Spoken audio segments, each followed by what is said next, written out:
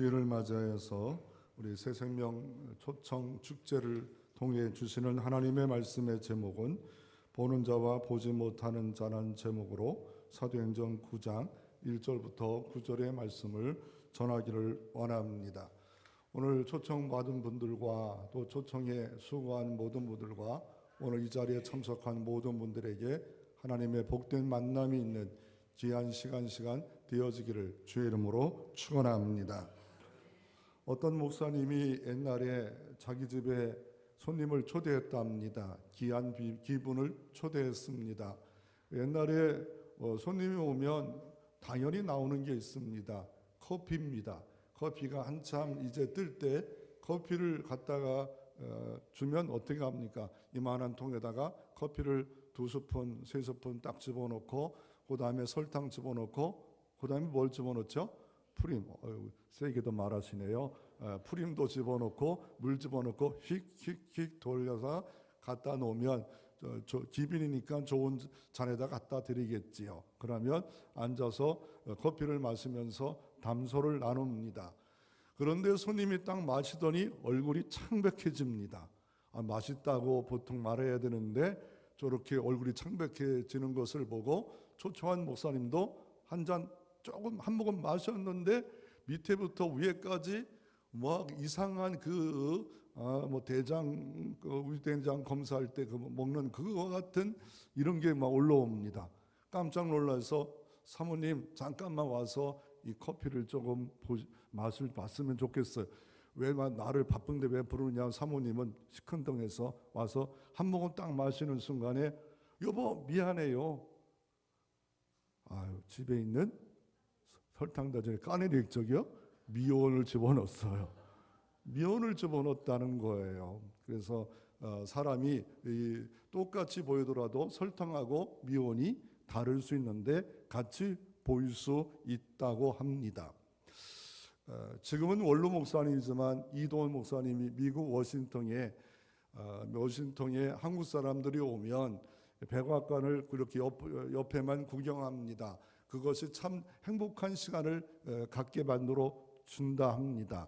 그런데 어느 날 백악관의 비서관에서 아시아에 있는 목사님들 몇 분을 특별히 모시고서 백악관에서 잔치를 좀 벌이기를 원합니다. 초대장이 왔어요.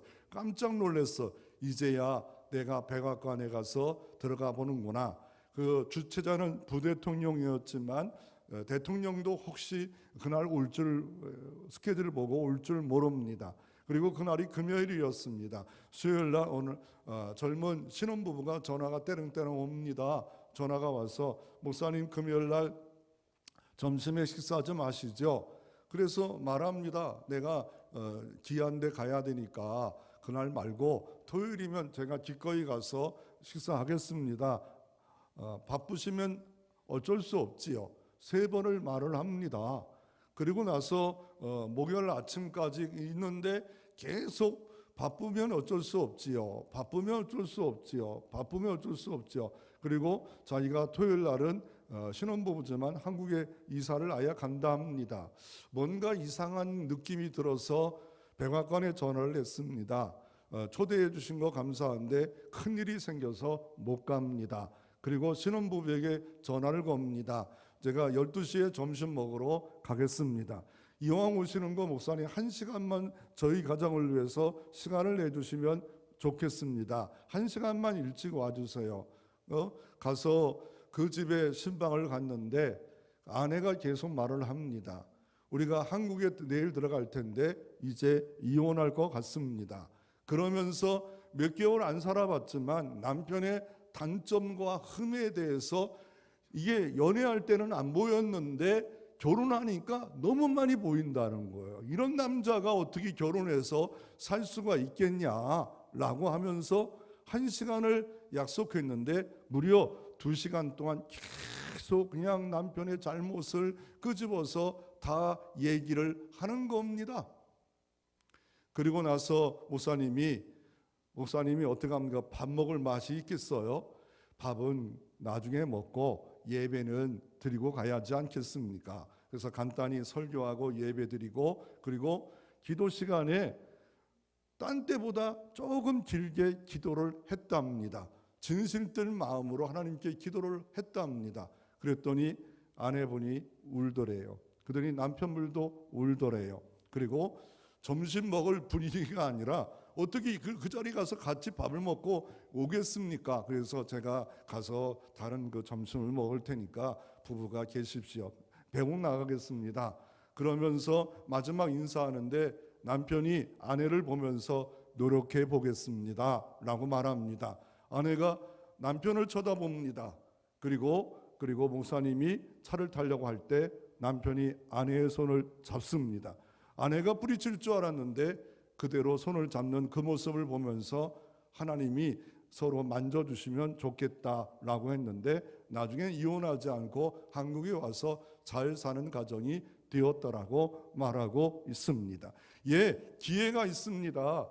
기회가 있는데 기회라는 것이 동상으로 만들었던 어떤 분이 있습니다. 그래서 동상에 앞머리는 머리가 숲이 많고 뒷머리는 없답니다. 이건 붙잡을 수 있는 기회가 없을 수도 있다는 겁니다. 보라 지금이 구원받을 때요, 보라 지금이 은혜 받을 때라고 말하고 있습니다.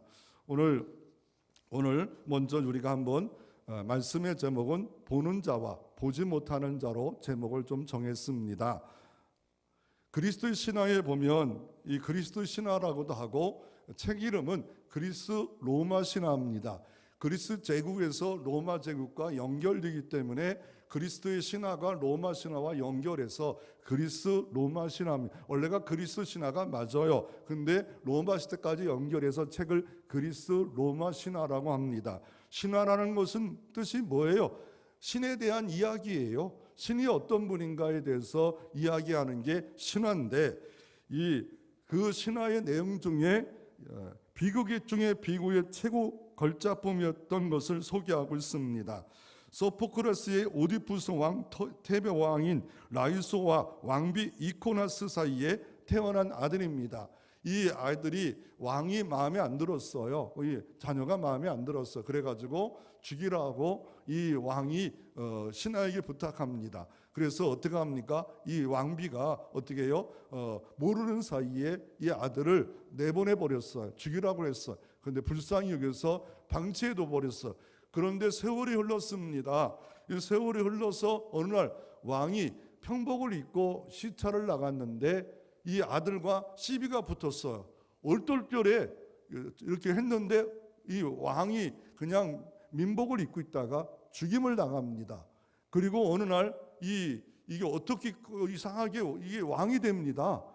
죽이려고 했던 그 아들이 왕자인지도 모르면서 왕이 됩니다. 그리고 자기 아버지를 아내로 삼아 자녀를 사내면을 둡니다. 나중에 알고 보니까 자기가 친아버지를 죽였고 자기가 살고 있는 여자가 예쁜 여자가 자기 엄마입니다. 이게 말이 됩니까?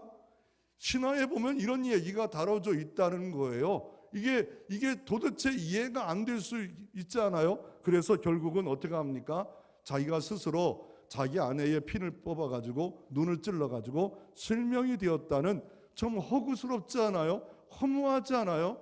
인간이라는 게 이거 별 볼 일 없는 인간이라는 것이 그리스도의 신화에 이렇게 등장합니다. 그에 맞습니다. 자기 아들도 몰라보고 자기 어머도 몰라보는 인간의 허무함을 드러내는 신화 중에 하나입니다. 그리고 이 시각의 차이가 있는데, 여러분 제가 어제 보니까 메가 커피집에 들렸다가 갑자기 왕벌이 들어오더라고요. 왕벌이 요만한 창문에 들어오니까 여종원 둘이 나를 쳐다보는 거예요. 그 이유는 뭐예요? 잡으라는 거예요. 나도 무서워 죽겠는데 어떻게 잡아요? 어린 시절 때 저도 이쪽에다가 어머니와 함께 산에 밤 주러 갔다가 한 방 세게 맞은 기억이 있어서 그래서 왕벌은 은근히 무서워해요. 아주 무서워하는 건 아니고 그냥 내가 때려잡을 그 용기는 없어. 빨리 가라. 근데 눈이 얼마나 좋은지 이게 금방 그 창문을 통해 나가더라고요. 어느 날 새벽에 예배 드리는데 여기에 새 한 마리가 들어왔어요. 아무리 나가라고 문을 열어도 못 나가요. 그래서 계속 쫓아내서 새벽 예배 전에 이렇게 새를 쫓은 경험이 있습니다. 눈은 달렸지만 나갈 수 있는 그 길을 못 보는 이런 동물도 새도 있는 것을 보듯이 우리의 시각에도 차이가 있습니다. 여기에 보면 이쪽에서 보면 6이요. 영상에 보면 이쪽에 보면 9입니다. 이쪽에 보면 나무 이 막대기가 3개고 4개고 다르게 보입니다. 도나가 어떻게 보면 도자기 같은데 여인이 둘이 얼굴을 마주보고 있는 그런 모습으로 보여진다는 겁니다. 이게 관점의 차이입니다. 시각의 차이입니다. 어떻게 보느냐. 키가 큰 사람과 유치원 다른 어린아이와는 보는 게 달라요. 똑같이 길을 가더라도 똑같이 다르게 다 볼 수밖에 없는 겁니다. 내가 보는 게 전부가 아닐 수 있다는 겁니다. 내가 못 보는 게 남이 볼 수 있다고 말합니다. 이게 지안이 될 수도 있고 영안이 될 수도 있고 마음의 눈이 될 수가 있고 내가 못 본다고 해서 없는 것이 있을 수 있겠지만 내가 못 보는 거 볼 수도 있다라고 말을 하고 있습니다. 미국에 방문한 권사님이 있었습니다. 권사님 중에도 권사님답지 않은 권사님들이 있어요. 이 아들 집에 가서 며느리가 열심히 이렇게 밥을 해주면 좋아하지요. 그런데 저 밥을 아들이 다 만들었어요. 그랬더니 밥 먹으면서 군스랑군스랑 똑같이 돈 벌면서 내 아들이 밥하고 내 아들이 설거지하고 너는 뭐하냐? 라고 말을 합니다. 거꾸로 어떻게 하면 딸 집에 가서 사위가 일을 합니다. 잘했어. 잘하고 있어. 이 남자가 다 하는 거야. 남자가 하는 거야. 이런 권사님들이 있지 않아요? 이거를 뭐로 말하냐면요. 신지어로 내로남불입니다. 내로남불. 정치판에 많이 쓰고 있죠. 내가 하면 로맨스요. 다른 사람이 하면 뭐예요? 불륜이라는 거예요. 내가 교통사고를 내면 지금 교통의 그 상황이 잘못된 거예요. 그러나 남이 교통사고 나면 운전 미스라고 말을 합니다. 내가 하면 로맨스요, 남이 하면 뭐라 합니까? 탈요. 내가 하면 예술이요, 남이 하면 장사라고 합니다. 내가 하면 예술이야, 장사야. 어떻게 또 말을 합니까? 내가 하면 로맨스라고 말하고 있고 내가 내 덕 때문에 잘 되고 잘못한 건 당신이야 라고 말합니다. 우리가 이런 말들을 또 모든 개가 겨모든 개를 뭐라고 한다고 말하고 있잖아요. 사돈 남만한다고 말하고 있고 또 뭐라 말합니까? 한자로 위효지라고 하잖아요. 다른 이의 비행을 나무라면서 자기가 한다는 뜻의 효지라는 말을 하고 있지 않습니까? 그래서 또 아전인수라고 하는데 자기 눈에 물된다는 사자성어로 자기가 이롭게 여기거나 행동한다라고 말하고 있는 겁니다. 이 불교에 보면 경전에 보면 병전에 보면 비유경이 있습니다. 이 비유경이 있는데 비유경이라는 거면 불교에도 비유를 가지고 이렇게 해석한 그런 책이 있습니다.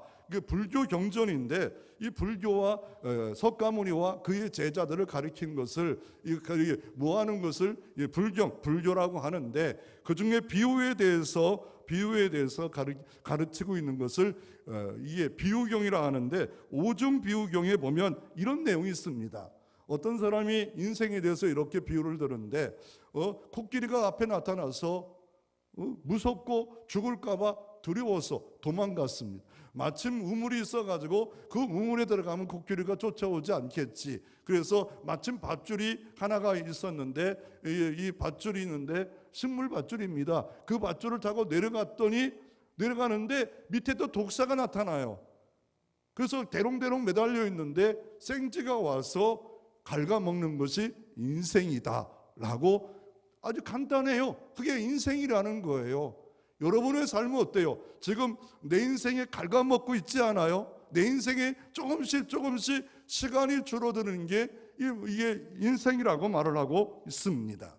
오늘 눈을 먼 자가 눈을 뜨는 사건이 오늘 본문의 기록되어져 있습니다. 그 사람이 누구냐면 사울이라는 사람입니다. 이 사울이 눈을 먼저 해서 눈을 뜨는데, 이 사울이라는 사람은 원래가 터키에서 자라나서 아버지가 힘이 있음으로 말미암아 이스라엘에 유학을 와서 최고의 학벌도 나왔고 최고의 모든 교육을 받았던 사람이었고, 하나님을 믿되 오신 예수님을 안 믿고 오실 예수님만 믿고 있으므로 기독교를 핍박하는데 스데반 집사님을 돌로 쳐 죽이는 일도 서슴지 않았던 그런 사람입니다.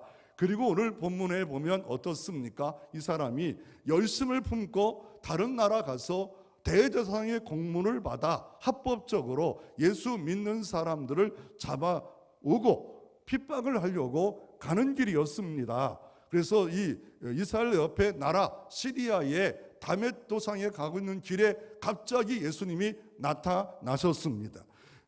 때가 좋은데 이 태양빛보다 더 강력한 빛, 기이한 빛, 생명의 빛, 참빛인 예수 그리스도의 빛이 비쳤어요. 다른 사람을 보지 못해요. 보는 자가 있는데 그 사람이 바로 사울이었더라. 생명의 빛, 기이한 빛.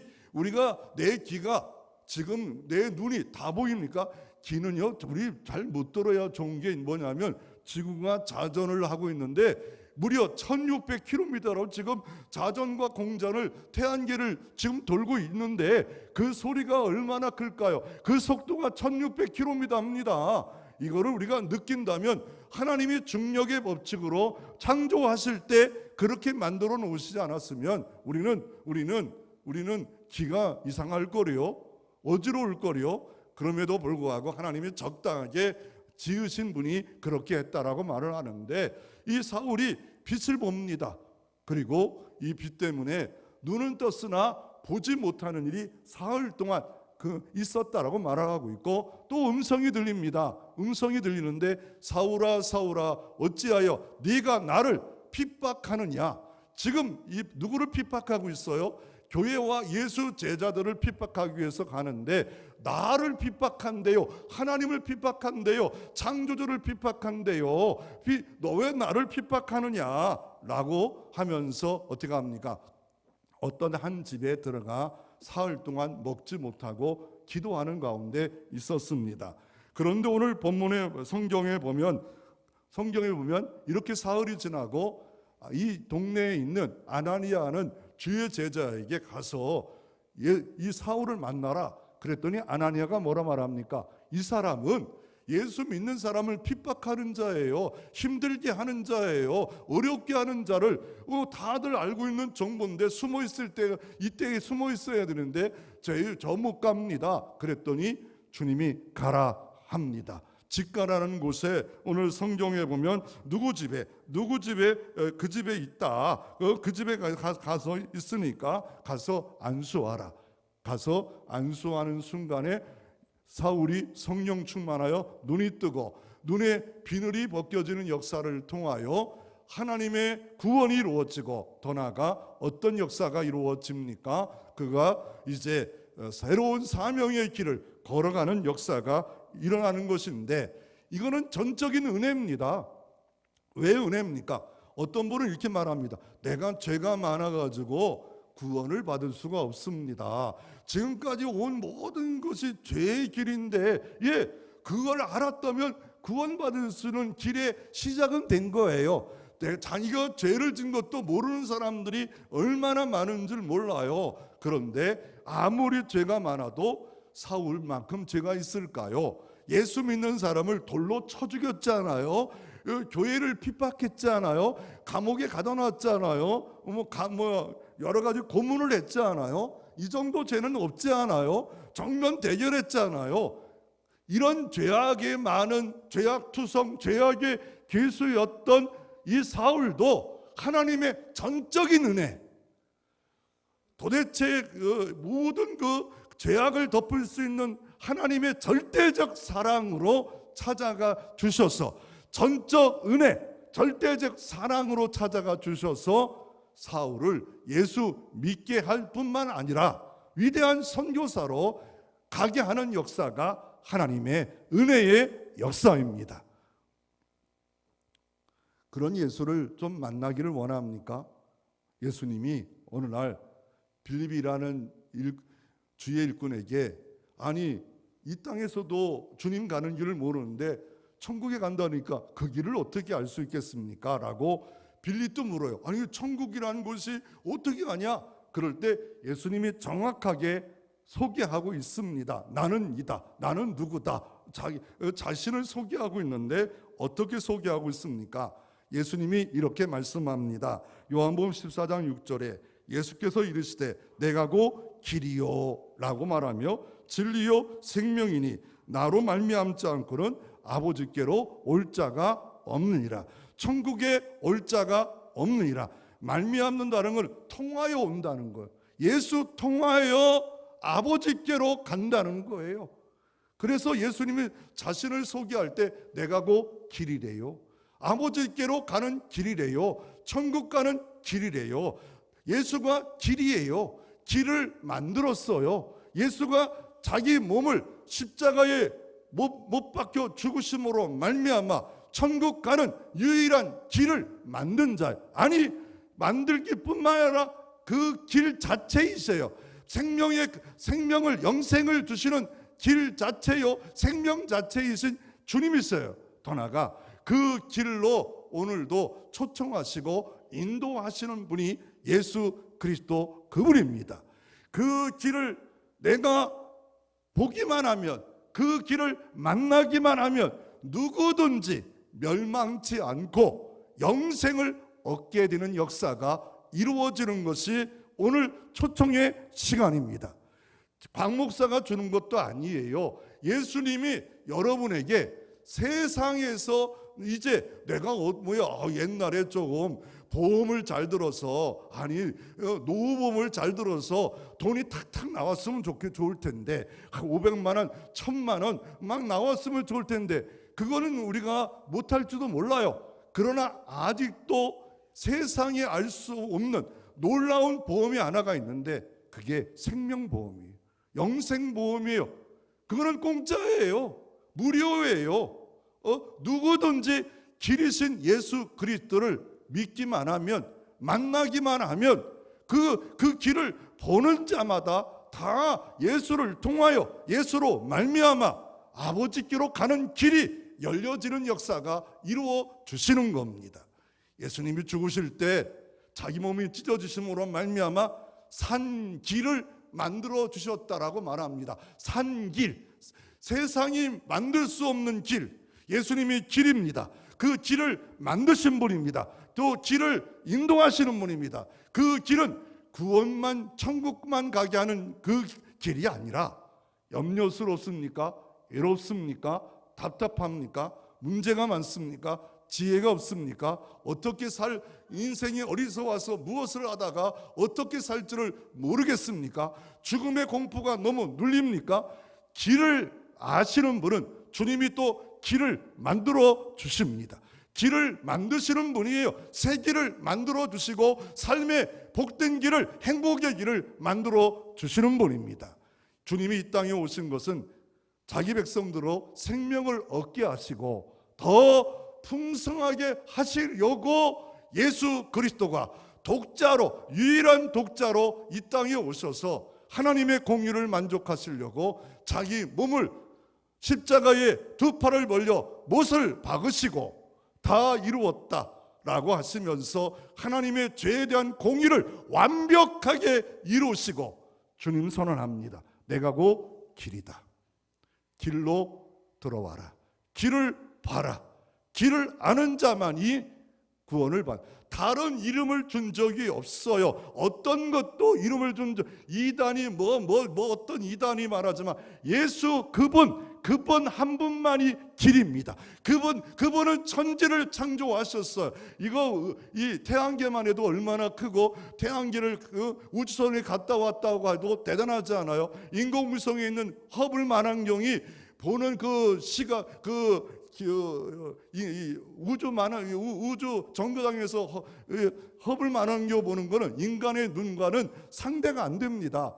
그 아무리 인간이 만든 허블 만원경을 만들어도 이 우주 은하계 이 태양계가 수도 없이 모여야 한 은하계인데 이 은하계가 1000억 개인지 아니 1조 개인지 이건 아무도 몰라요. 이게 어마어마 별이 몇 개일까요? 1.100000000 이게 얼마나 이 우주 속에 만유 속에 얼마나 하나님이 조성하고 만드시고 운행하시고 작정하시고 섭리하시는지 이거는 그분이 당신을 우리를 사랑해서 사랑의 계획을 세우셨는데 길을 만드셨대요.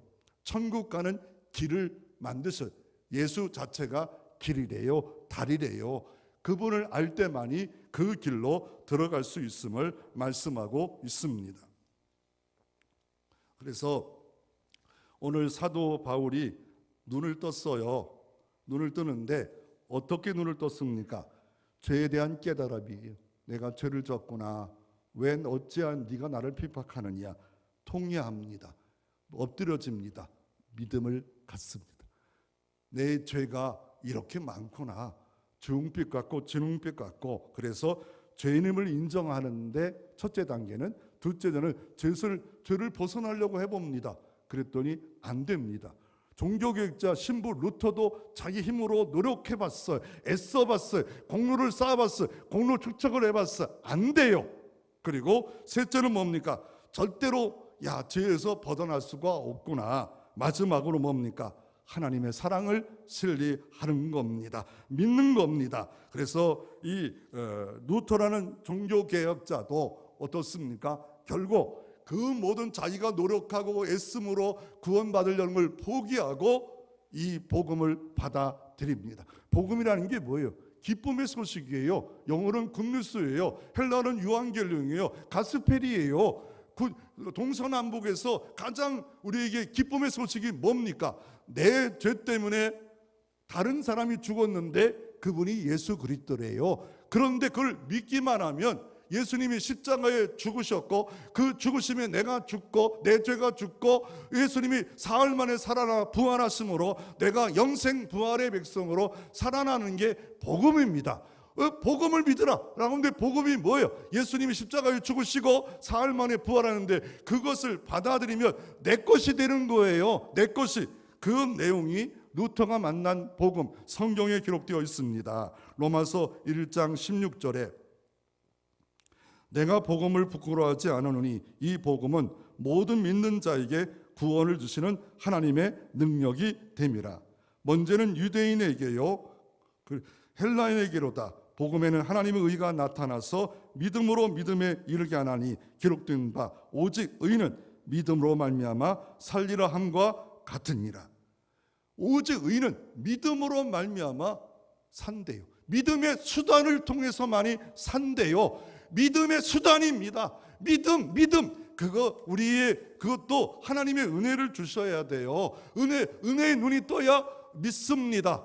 주님 믿습니다. 나는 죄인입니다. 죄를 어쩔 수 없습니다. 그럴 때 사울이 눈을 뜨지 않아요? 사울이 눈을 떠서 어떻게 뜹니까? 첫째로 보면 초자연적 하나님의 능력을 체험합니다. 둘째는 아나니아를 통해서 하나님의 은혜의 역사가 이루어지는 것을 볼 수가 있습니다.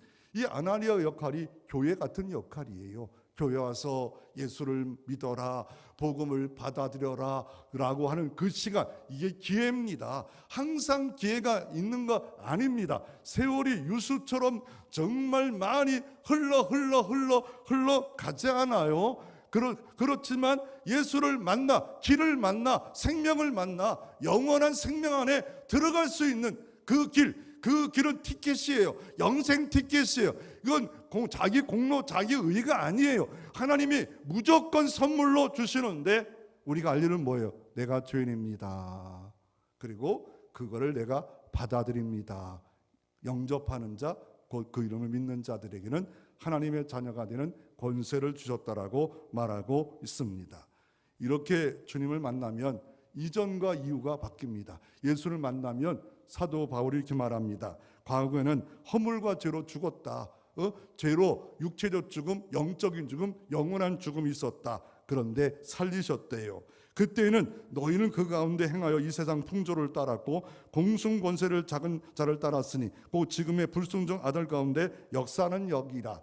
전에는 우리는 다 그 가운데 우리의 육체의 욕심을 따라 지내며 육체의 마음으로 원하는 것을 하여 다른 일과 본질상 진노의 자녀였더니, 그런데 에베소 2장 4절에 긍휼이 풍성하신 하나님이 우리를 사랑하신 그 큰 사랑으로 인하여 허물로 죽은 우리를 그리스도와 함께 살리셨도다.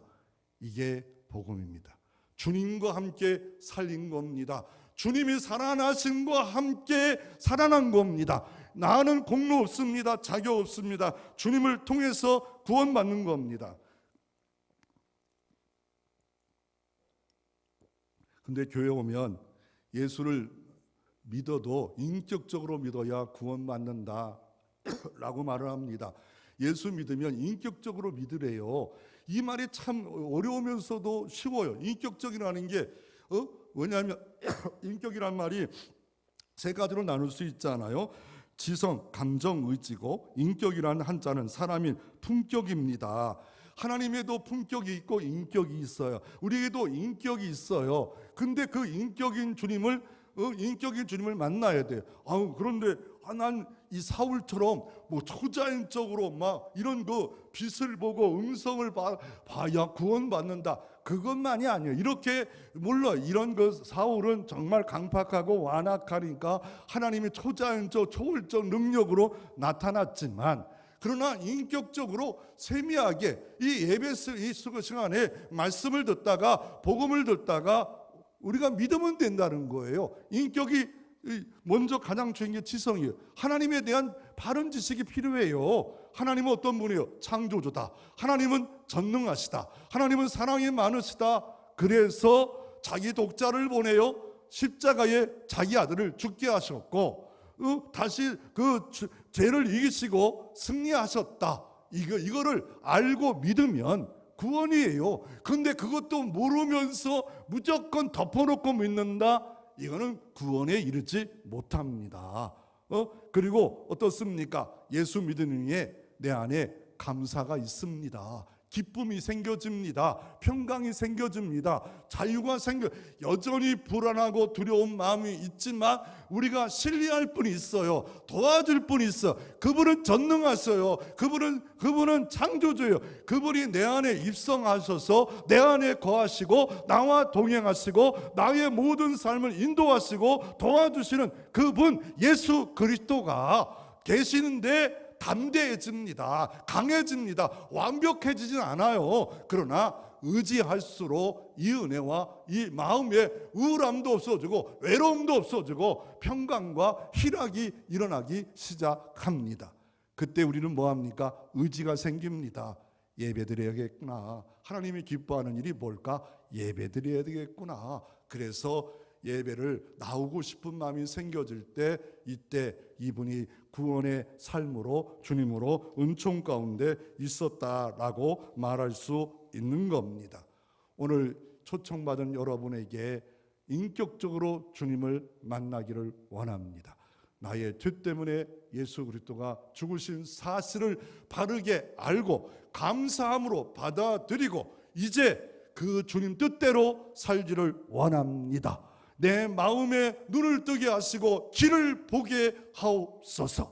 이렇게 하나님께 맡기고 의지할 때 하나님이 오늘도 예수가 길이요, 길을 만드시고 길을 내시고 이분의 은총과 구원의 역사가 여러분 가운데 찾아가는 가장 기적의 시간, 가장 복된 시간이 이 시간 되어지기를 주의 이름으로 축원합니다.